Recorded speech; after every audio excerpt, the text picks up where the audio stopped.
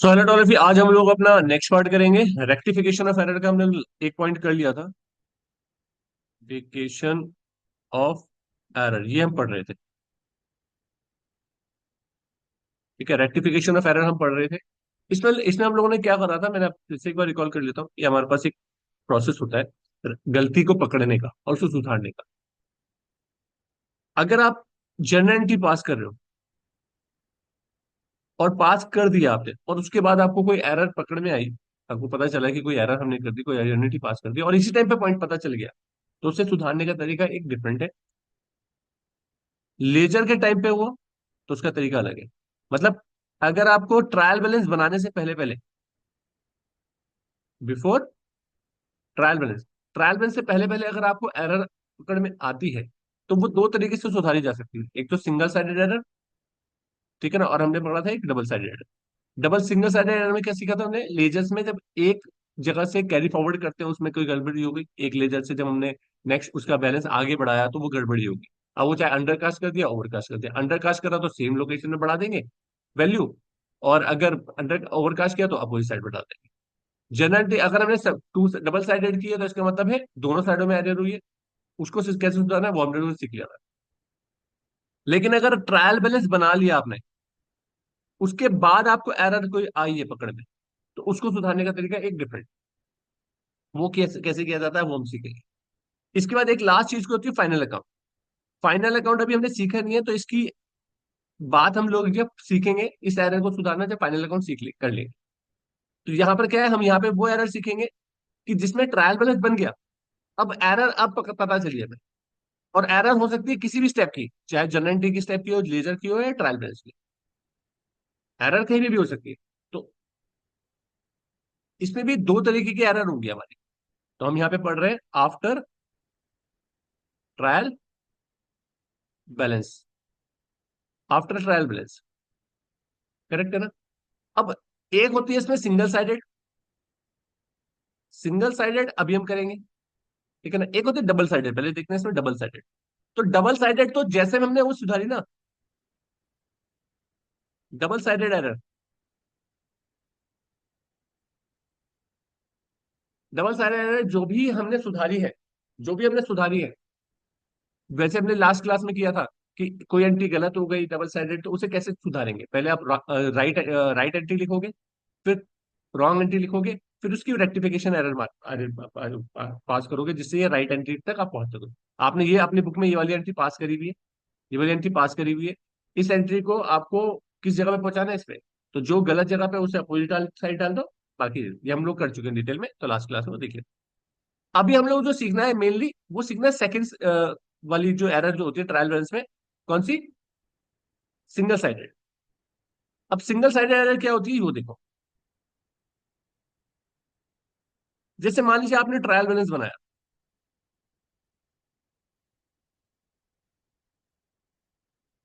Trial balance आप जब बनाते हैं तो आप इस तरीके से बनाते हैं ना कुछ, ठीक है, पर्टिकुलर अमाउंट, ये डेबिट वाला हो गया, और ये क्रेडिट अमाउंट, इस तरीके से बनाते हैं हम लोग। अब मान लीजिए मैंने यहाँ पे लिखा कैपिटल, कितना मेरे पास रखा हुआ कैपिटल का बैलेंस क्रेडिट साइड ही आएगा। लोन, बैंक,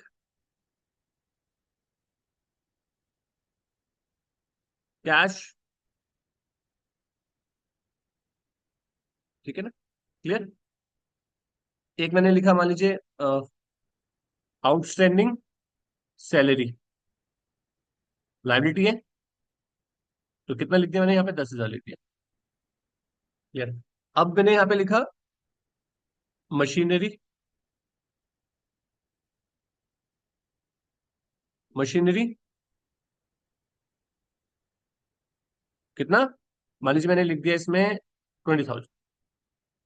अब जब मैंने इसका टोटल मारा, तो टोटल करने के टाइम पे क्या टोटल आया यहाँ पर, ये तो आ गया 1,30,000, और ये कितना आ रहा है, 1,20,000। दोनों में डिफरेंस आ गया ना। तो अभी डिफरेंस आ गया तो डिफरेंस हमें पता नहीं चल रहा। अब देखो हो सकता है कि मैं जब ये बना रहा था ट्रायल में, तो मेरी छुट्टी का टाइम हो गया और मैंने पूरा चेक कर लिया, हर एक लेजर्स को चेक कर लिया, लेकिन मुझे ये समझ में नहीं आ पा रहा है कि आज ये 10,000 रुपये का डिफरेंस क्यों आ रहा है। और डिफरेंस तो आना ही नहीं चाहिए। तो मेरे लिए वो रहस्य बन गया कि आखिर किस वजह से ये डिफरेंस आ रहा है। तो मैंने कहा यार चलो अभी तो मैं चले जाता हूँ, लेकिन कल मैं अगर आता हूँ तो मुझे ध्यान ही नहीं रहेगा कितने का डिफरेंस आ रहा था। मुझे उसे लिख के जाना पड़ेगा कि आखिर इतने का डिफरेंस आ रहा था और इसको मुझे ढूंढना है। तो मेरे लिए वो क्या बन गया, सस्पेंस। सस्पेंस किस तरह बन गया कि इस तरफ 10,000 रुपए कम आ रहे हैं, तो मैं मैच करवा के जाऊंगा और उसे सस्पेंस में बना के रहूंगा कि सस्पेंस है ये 10,000 रुपए का, क्या कि 10,000 रुपए क्यों आ रहे हैं, तो ये मैच हो जाएगा मेरा। क्योंकि ट्रायल बैलेंस हमेशा मैच करना चाहिए, इतना तो मुझे श्योर है कि ये मैच करेगा। अभी मैच क्यों नहीं कर रहा वो मुझे नहीं पता। तो जिस जगह पे जिस जगह पे कम आ रहा है उस जगह का मैंने क्या बना दिया, सस्पेंस। फिर जब मैं नेक्स्ट डे आया तो मुझे ये पता चला कि जो मशीनरी का बैलेंस था ना वो 30,000 था। कितना था? ये 30,000 रुपए का बैलेंस था, लेकिन मैंने गलती से क्या पुट कर दिया इसे, इस तरह। अब अगर मुझे सुधारना है इसे, तो नेक्स्ट डे तो मैंने ट्रायल बैलेंस बना दिया ना, तो इस साल का इस अब अगले महीने जब मैं सुधारूंगा तो मुझे इस सस्पेंस को तो खत्म करना पड़ेगा। एक लेजर तो मैं बना चुका हूं ना। इसके लिए मुझे क्या करना होगा देखो, मशीनरी को मुझे कितने से बढ़ाना है और किस साइड बढ़ाना है, डेबिट साइड। तो मैं क्या एंट्री करूंगा, मशीनरी अकाउंट डेबिट 10,000। और सस्पेंस को मुझे खत्म करना है, तो अगर 10,000 रुपए यहाँ पे डेबिट साइड में है, तो सस्पेंस को किस किस कौन से लेजर से करना चाहिए मुझे, डेबिट करना चाहिए, क्रेडिट करना चाहिए, क्रेडिट। तो मैं क्या कर दूंगा, क्योंकि सस्पेंस खुल गया ना अब ये, जैसे मैं ये पास करूंगा तो यहाँ पे क्या लिखा आ जाएगा, 30, और ये क्या हो जाएंगे, तो यहाँ पे बैलेंस मैच हो जाएगा, ठीक हो जाएगा। कोई दिक्कत तो नहीं इसमें। लेकिन अगर मान लीजिए एरर क्या होती, एरर ये होती,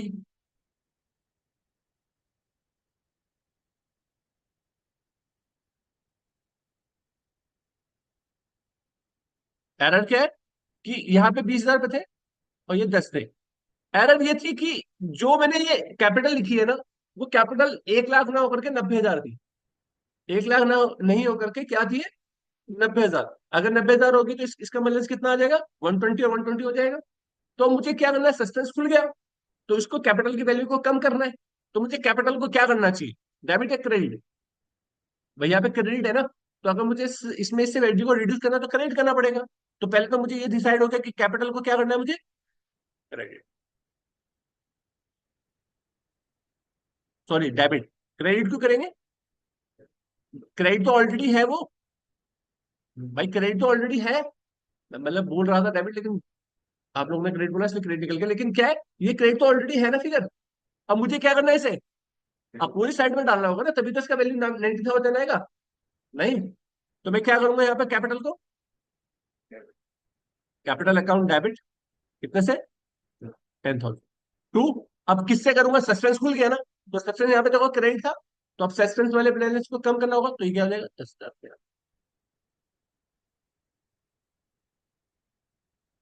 करेक्ट। तो ये क्या होगा, ये यहाँ से खत्म हो जाएगा और ये कितना हो जाएगा, 9। क्रेडिट पे तो जा रहा है, क्रेडिट में तो फर्क नहीं, यहाँ पे मतलब उसमें जब आएगा ना, अगर हम बनाएंगे तो सस्पेंस क्रेडिट में नहीं, तो इसका बैलेंस तो जीरो हो जाएगा ना इसके लेजर में। भाई जब मैं अब की बार लेजर देखो, ये क्या है, इसको ये मत समझना कि यहाँ पर सस्पेंस ऐसा आ जाएगा। ये तो जब मैं इसका, ये क्या होगा, इसका इसका ट्रीटमेंट क्या होगा, जो कैपिटल का लेजर होगा, कैपिटल का लेजर होगा, वहां पर क्या हो जाएगा, ये 10,000 रुपये आ जाएंगे ना, 10,000 पे आ जाएंगे, तो इसका नेट फिगर 90,000 आएगा। तो नेक्स्ट टाइम जब मैं वो बनाऊंगा क्या, ट्रायल बैलेंस, तो यहाँ पे 90,000 उठेगा और सस्पेंस तो होगा ही नहीं। करेक्ट है। अब नेक्स्ट बात आती है, कभी कभार ऐसी एरर भी आती है। एरर कैसी आती है देखो, हो सकता है कि एरर सिर्फ एक ही साइड की नहीं थी, एक ही बात की नहीं थी, बहुत सारी मल्टीपल एरर थी। मल्टीपल एरर मतलब जैसे मान लीजिए यहाँ पर ये थी फिगर 95,000 और ये फिगर थी मशीनरी की 15,000। नहीं समझ में आ रही बात, मतलब ये 20,000 लिख दी हमने, और ये कितना लिख दिया, 1 लाख। तो यहाँ पे 5,000 रुपये हमने क्या कर दिया, ज्यादा कम लिख दिए, और यहाँ पर सॉरी यहाँ पे क्या लिख दिया, 20,000, 25,000 कर दिए। ये थे 20, कितने थे, बढ़ा दिए 20 से। हाँ, तो अब ये कितना हो जाएगा टोटल, देखो इसका अगर मैं इक्वल कर देता हूँ तो एक एक 25, और यहाँ पे कितना हो जाएगा, ये भी एक 25 हो जाएगा, राइट। इसको मैं हटा देता हूँ पहले। तो यहां पर मुझे क्या नजर आया, मुझे ये नजर आया कि एरर सिर्फ एक चीज की वजह से नहीं है, मल्टीपल चीजें हैं। तो मुझे सुधारने के लिए क्या करना होगा, देखो इस 20 को मुझे क्या बचाना है 25 में। तो इसका मतलब एक डेबिट साइड पे क्या आएगा, मशीनरी।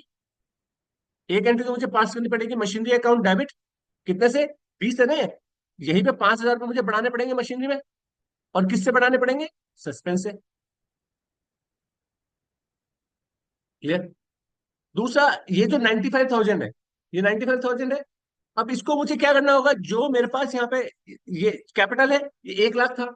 1 लाख से मुझे 95 में पहुंचाना है। तो इसके बाद 5,000 रुपये रिड्यूस करना है, तो इसे अपोजिट साइड डालना होगा। तो मैं क्या करूंगा, capital account debit to suspense.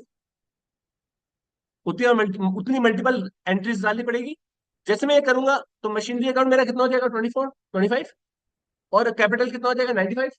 और सस्पेंस मेरा देखो दोनों साइड क्रेडिट हो रहा है, ये वाला यहाँ पे भी क्रेडिट हुआ, यहाँ पे भी क्रेडिट हुआ। तो 10,000 से डेबिट हो गया, तो सस्पेंस मेरा पूरा खत्म हो जाएगा। राइट। तो ट्रायल बैलेंस के बाद ये करा जाता था। करेक्ट है। टैली के जमाने में ये सब चीजें करने की जरूरत नहीं पड़ती। अगर टैली में आप अकाउंटिंग कर रहे हो तो वहां पे तो आप ठीक कर ले लो, आप गए उस एंट्री को ठीक कर लो। बट क्या होता है, किसी भी मल्टीनेशनल कंपनी में जाओगे ना, तो वहां पे अलाउड नहीं है कि आप टैली में कोई एंट्री हिला सको। उसकी वजह होती है। उसकी वजह क्या होती है, ये कहाँ जरूरी होती है, कभी कभी हमें सीखना सोचने के लिए पड़ता है कि यार अब तो हम प्रैक्टिकल लाइफ के लिए सीख रहे हैं। किसी 11th 12th में तो है नहीं जिसके लिए पढ़ रहे हैं हम लोग। तो अगर हम अपने प्रैक्टिकल लाइफ में देखें, तो वहां तो इसकी कोई इंपॉर्टेंस ही नहीं है। क्योंकि वहां तो एक टैली सॉफ्टवेयर चल रहा है, ये सॉफ्टवेयर कोई भी चल रहा होगा। और उसमें हमें ऑल्ट्रेशन वाले फीचर्स मिले होंगे। अगर कोई गलती हमने करी हो तो सुधार लेंगे उसे। लेकिन आप जब प्रैक्टिकली, अब ये थॉट प्रोसेस है, लेकिन अगर आप किसी एमएनसीज कंपनी में जाते हो, एमएनसीज में जाते हो, तो वहां पर ये बोला, वहां पे एक प्रोसेस होता है। प्रोसेस क्या होता है कि जैसे मान लीजिए एक एग्जांपल के तौर पे सैलरी का आपने बिल बनाया, सैलरी की एक एंट्री करी। जब आप उससे जब सैलरी पे करते हो ना, उससे पहले उसका वाउचर निकालते हो। क्या निकालते हो, जैसे आपने एक एंट्री करी, salary account debit to cash. ये टैली में कर रहा हूं मैं एंट्री। मैंने टैली में एंट्री पास करी 5,000 से। तो ऐसा नहीं है कि मैं, एमएनसी की बात करी जा रही, तो वहां पे ना पहले बॉस कहता है कि जब भी आप सैलरी पे करोगे ना, उसका वाउचर मुझसे साइन करवाओगे। तो आप इस वाउचर को ना टैली से प्रिंट आउट निकालोगे। क्या निकालोगे, और प्रिंट आउट निकाल करके उस प्रिंट आउट को फिर नीचे एक साइन लोगे बॉस के कि सर अप्रूवल है आपका, दे दो। जो वो साइन करेगा ना, करेक्ट है ना।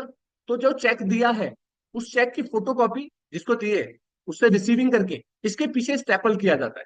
और उसे फाइल में लगा दिया जाता है as a voucher, as a voucher proof. कि कल के दिन अगर ऑडिटर्स आते हैं तो हम बता सके सर ये देखो इसका एविडेंस ये है कि हमने उसे पेमेंट करी थी और उसने हमें ये रिसीविंग दी। करेक्ट है। अब ये वाउचर तो हमने फाइल में लगा दिया। कल के दिन हमें लगा, समझ में आया कि यार वो तो हमने एंट्री गलत कर दी थी। वो तो एंट्री हमने गलत कर दी थी। अब क्या हुआ, मैंने गया टैली में और वो एंट्री थी मान लीजिए 500 रुपए की।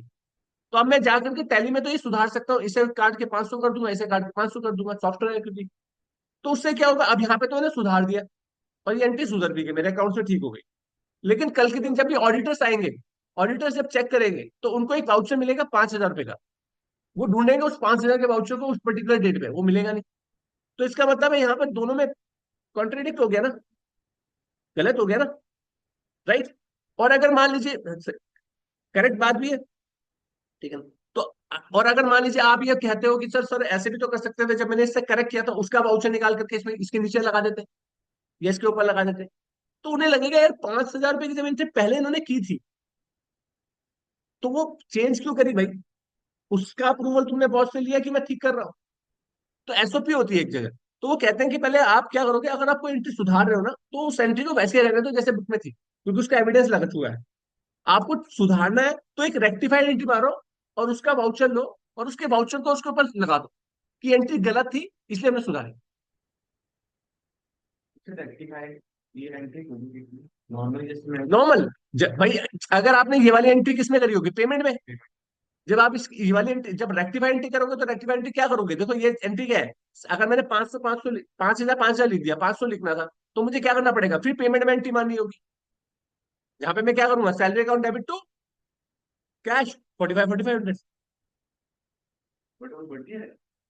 तो बढ़ाना ही तो है, सॉरी कम करना है ना, मैं तो कम करना है तो अपोजिट कर दूंगा। कैश अकाउंट फिर मेरे को क्या करना पड़ेगा, रिसीव वाउचर में डालनी होगी। फिर मुझे जनरल वाउचर में नहीं होगी। जनरल वाउचर में क्योंकि कैश बैंक आता नहीं है, तो आपको क्या करना होगा, रिसीव वाउचर में, रिसीव वाउचर में एंट्री करोगे cash account debit to seller. तो वहां पर आप जब एंट्री करोगे तो 45 से एंट्री कर दोगे। तो उससे क्या होगा, इसके इस लेजर का इफेक्ट भी ठीक हो जाएगा, और इसका वाउचर के आपको प्रिंट आउट निकालना है और उस डॉक्यूमेंट के ऊपर लगा देना है जो उसका रियल डॉक्यूमेंट था, जिससे कि जब भी ऑडिटर चेक करे तो उन्हें पता चले ये दोनों एंट्रीज क्या है, यहाँ पे लिखा हुआ है और क्यों है। इसमें बॉस के भी साइन होंगे। करेक्ट है ना? तो ये एक तरीका होता है किसी भी एक जगह पे अकाउंट्स मेंटेन करने का। समझ में आ गया होगा आप लोगों को? Thank you so much. ये हमारा पूरा रेक्टिफिकेशन में रहता है। इसमें एक पार्ट बचा है फाइनल अकाउंट के बाद की एरर को सुधारने का, वो मैं आपको बाद में बताऊँ जब फाइनल अकाउंट कंप्लीट मिले। Thank you so much.